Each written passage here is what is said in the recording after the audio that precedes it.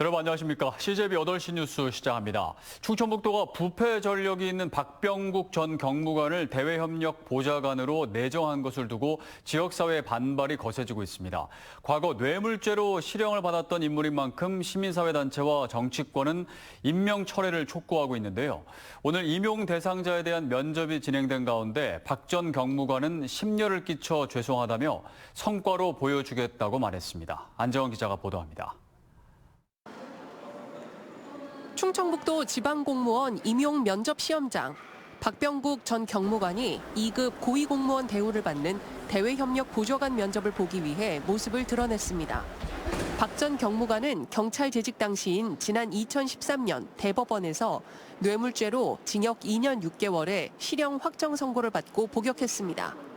출소 이후 코나아이 주식회사 부사장, 경기시장 상권진흥원 상임이사를 거쳐 서울 소재 한 법무법인의 고문으로 일해왔습니다. 면접을 마친 박 전 경무관은 취재진을 향해 지난 15년간 깊이 반성해왔다며 도민께 심려를 끼쳐 죄송하다고 말했습니다. 충청북도를 위해서 일할 수 있는 기회가 주어진다면 마지막으로 일한다는 생각으로 최선을 다해서 성과로 보답드리겠습니다.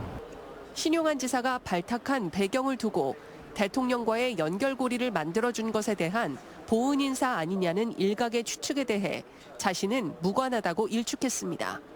제가 지사님과의 특별한 인연은 없으나 제가 이제까지 해온 경험과 그러한 인적인 네트워크를 높이 평가하신 것이라고 생각을 합니다. 하지만 시민단체 등의 반발은 계속되고 있습니다. 중앙 네트워크가 필요하다는 이유만으로 부패 전력을 가진 인사의 발탁이 정당화될 수는 없다는 겁니다. 충북도가 스스로 인사 원칙을 훼손한다면 도민의 신뢰를 얻기 힘들다고 주장했습니다. 도민이 신뢰를 지속적으로 이어갈 것인지 아니면 민선 8개와 같은 그런 불신을 살 것인지를 결정하는 그런 계기가 될 것이라고 생각을 합니다.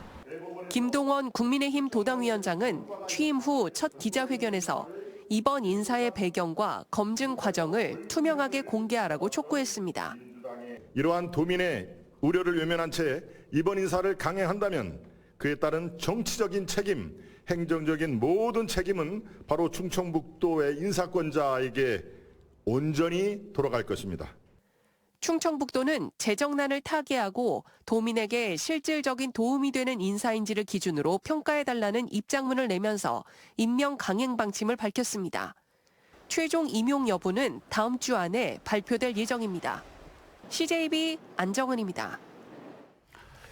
오늘 새벽 충주 도심에서 일어난 사고로 50대 여성이 숨지고 40대 남성이 다쳤습니다. 과속 운전과 법규 위반 가능성이 모두 있는 가운데 경찰은 감식을 통해 정확한 원인을 조사할 예정입니다. 이태영 기자입니다. 충주시 목행동의 왕복 6차선 도로. 좌회전을 시도하는 흰색 승용차를 맞은편에서 달려오던 검정색 벤츠가 충돌합니다. 사고 충격으로 흰색 승용차는 여러 번 구르며 100m 이상을 튕겨져 나가고 검정색 차량은 인근 가게로 돌진합니다.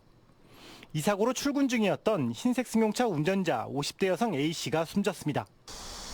사고가 난 도로의 제한 속도는 시속 60km. 하지만 벤츠 차량의 당시 속도는 제한 속도를 한참 넘어섰던 것으로 추정되고 있습니다. 해당 차량 40대 운전자도 부상을 입고 현재 병원에서 치료 중인 가운데 경찰은 체열을 통해 음주 여부 등을 확인할 예정입니다. 또 확보한 두 차량의 블랙박스 등 당시 속도 확인을 위한 감식도 진행 중에 있습니다.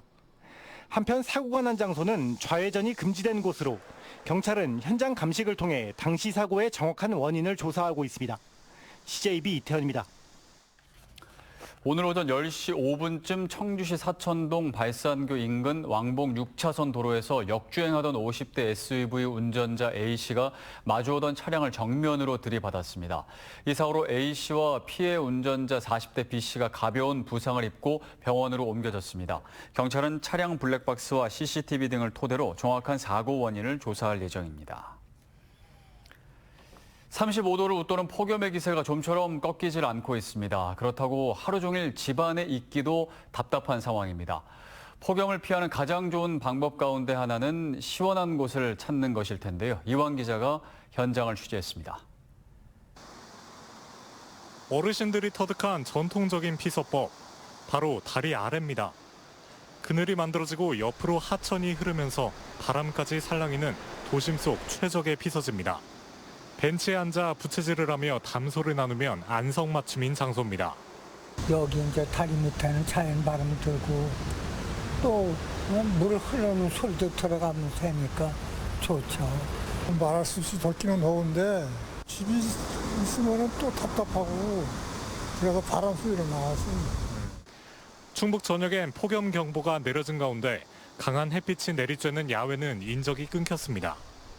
연일 한낮 기온 36도 이상의 폭염이 이어지면서 이곳 무심천에도 운동하는 사람들의 모습을 찾아보기 힘듭니다. 반면 청주 빙상장은 더위를 피해 나온 피서객들로 북적입니다. 스케이트를 타는 동안에는 폭염이 딴 나라로 달아났습니다. 밖에는 더운데 이런 시원한 데서 동생이랑 같이 스케이트 타니까 좋아요.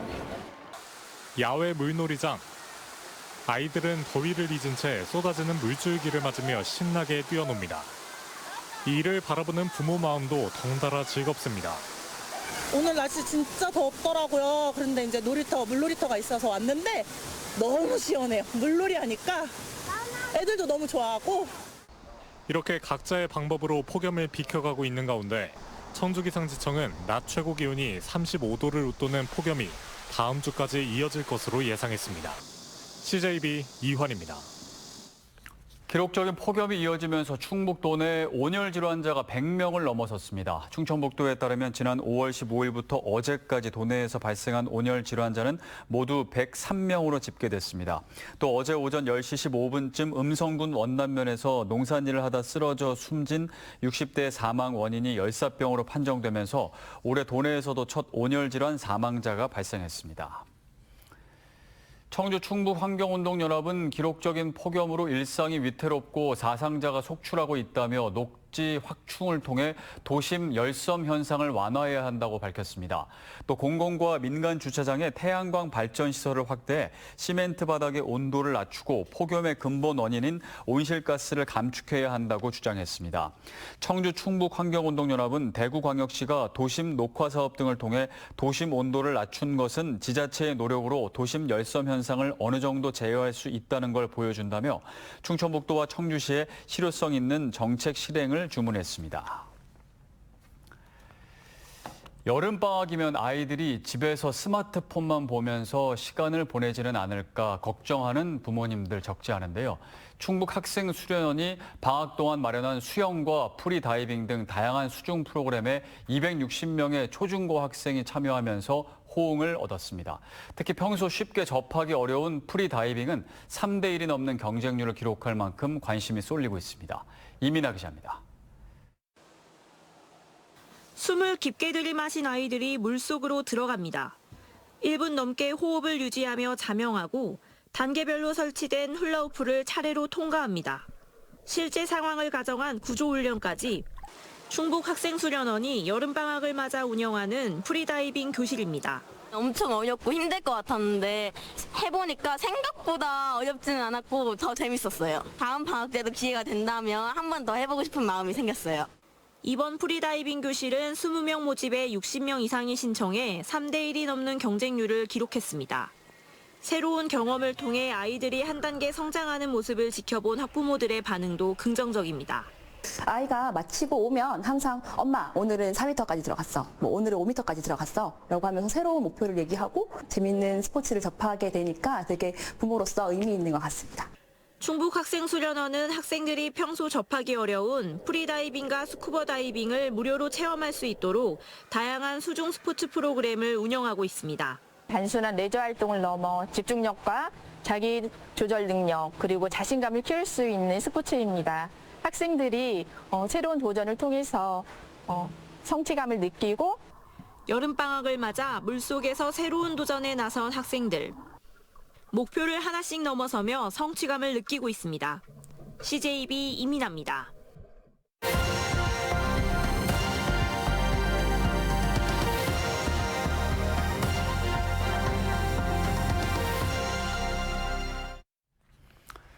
기록적인 폭염으로 야외 노동자들의 온열 질환 위험이 커지고 있습니다. 대구시가 전국 최초로 드론과 디지털 트윈 기술을 활용해 폭염 위험 지역을 예측하고 예방 활동에 나서 관심을 모으고 있습니다. 보도에 TBC 김용우 기자입니다. 수직으로 이륙한 드론이 폭염 위험이 예측된 산업단지 상공을 돌며 예찰 임무를 수행합니다. 얼마 지나지 않아 인공지능 감시 카메라에 대학 배달에 일하는 야외 작업자의 움직임이 포착되고 곧바로 이상 징후에 대한 위치 정보와 함께 현장 사진이 관할 폭염 예방 담당자에게 문자로 전송됩니다. 같은 시간 드론 안내 방송을 통해 작업자에게 실내 이동과 휴식을 권고합니다.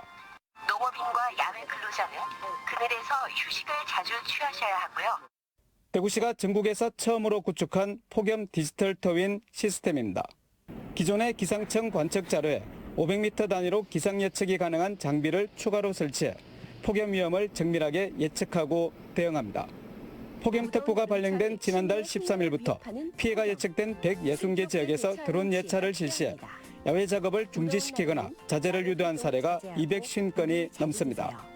직원들하고 일하다가 드론 방송이 나오면 잠시 멈추고 들어가서 사무실에서 에어컨 바람 밑에서 쉬면서 물도 마시면서 휴식 취하고 또 할 수 있으니까 좋죠. 드론 예찰 활동 이후 안전보건 지킴이가 다시 현장을 찾아 폭염 예방 수칙을 안내하며 위험 요인을 이중으로 차단하고 있습니다.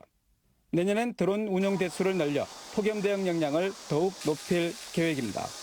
온열 질환 발생 건수를 낮추는 효과에 일조하고 있다고 판단하고 있습니다.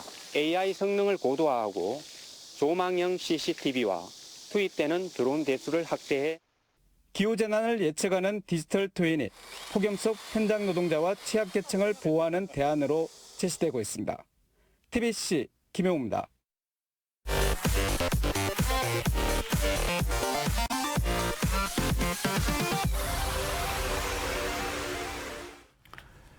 충북도 교육청은 폭염 경보 심각 단계 지속에 따라 각급 학교의 안전관리 강화를 지시했습니다. 돌봄 교실과 실내 공간은 적정 냉방 온도를 유지하고 시설 관리 및 청소 근로자를 포함한 학내 구성원에게 수분 섭취와 휴식을 지도하는 등 예방 수칙 준수를 당부했습니다. 아울러 2학기 개학에 맞추어 교실 냉방 설비를 재점검하고 다음 달 30일까지 비상연락 체계를 가동해 온열 질환 발생 시 신속히 대응할 방침입니다. 충주시가 청년들의 다양한 의견을 정책에 반영하기 위한 청년정책위원회를 기존 16명에서 20명으로 확대 개편합니다.